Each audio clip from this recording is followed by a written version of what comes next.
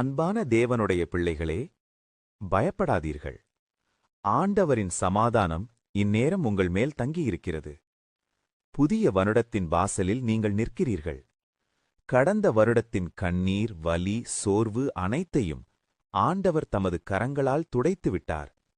இந்த புதிய வருடத்தில் உங்கள் வாழ்க்கை மீது ஆசீர்வாதம் பொழியப்படும். உங்கள் வீடுகளில் சமாதானம் நிறையும். உங்கள் உழைப்புகள் பலன் தரும். ஆண்டவர் சொல்கிறார், நான் உன்னை விட்டு விலக மாட்டேன், உன்னை கைவிடவும் மாட்டேன்.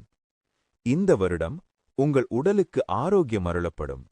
நோய், பலவீனம், பயம் அவை உங்கள் மேல் அதிகாரம் கொள்ளாது.